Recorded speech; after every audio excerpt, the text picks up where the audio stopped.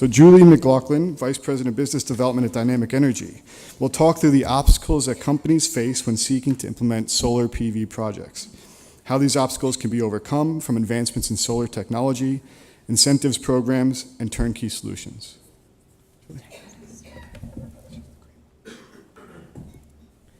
Good morning, ladies and gentlemen, friends and colleagues.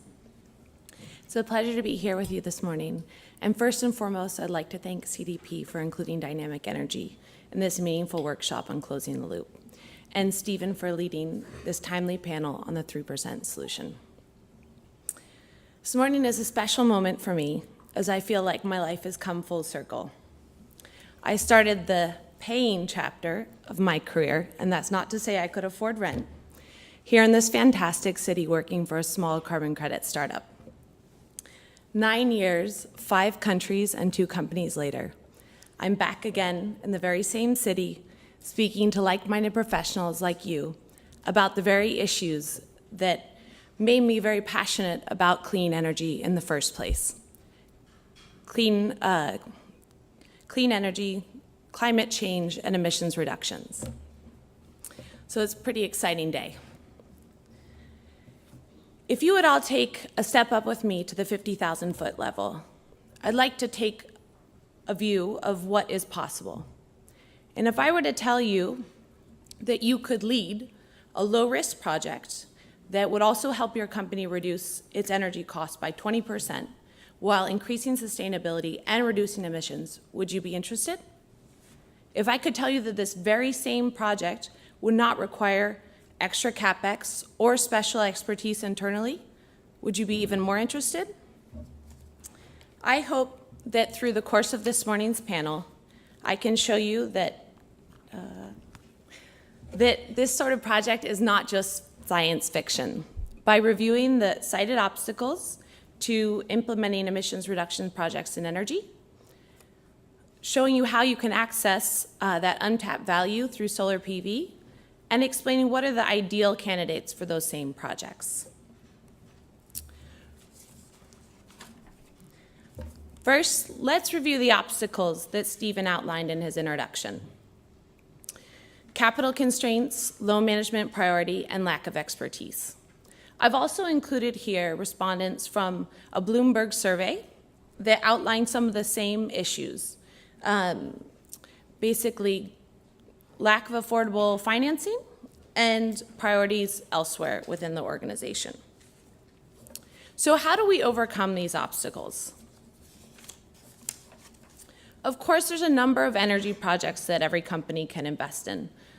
For example, like cogeneration, combined heat and power, fuel cells, and solar PV. Today, I'm going to focus exclusively on solar PV.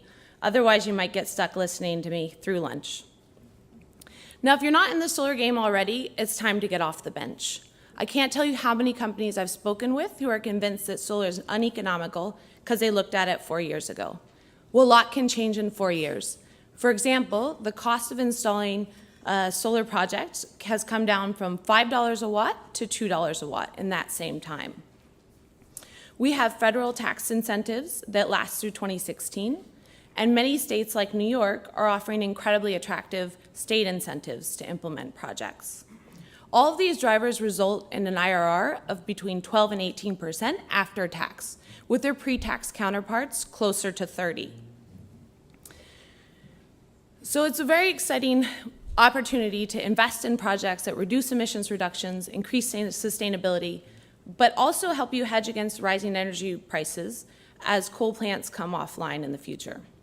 And if you don't have that CapEx or expertise in-house, increasing numbers of turnkey energy solutions providers like Dynamic Energy can finance, design, build, and operate those projects for you.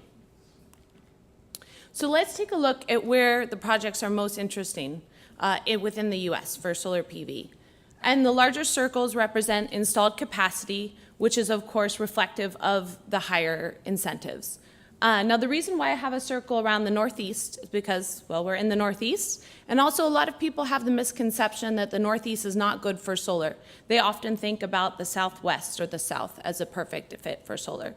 But in fact, we have very good solar radiation in the Northeast and incredible incentives, some of the most aggressive incentives in the US.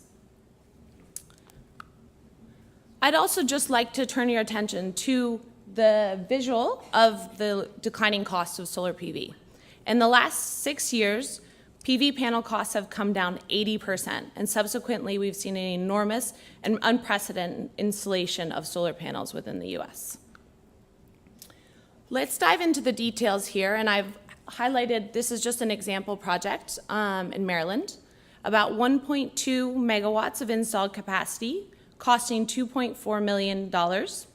Now, if you look at the incentives outlined here, within the first year, this project is receiving more than 50% back in the total cost through federal and tax incentives, as well as the savings in energy revenue. That same project is reducing about 1,000 tons of carbon emissions, which is equivalent to taking 212 cars off the road. So who is an ideal candidate for solar? Owner-occupied buildings with sizable roof or available land. Electricity consumption, that basically qualifies every one of you in the room unless you're operating an empty warehouse. High electricity rates, of course, result in higher savings and the ability to either monetize those tax credits or the willingness to enter into a power purchase agreement, long-term power purchase agreement with a company that is doing the third-party financing. So thank you all for your time and consideration, and I will pass the mic to my lovely colleague, Kimberly.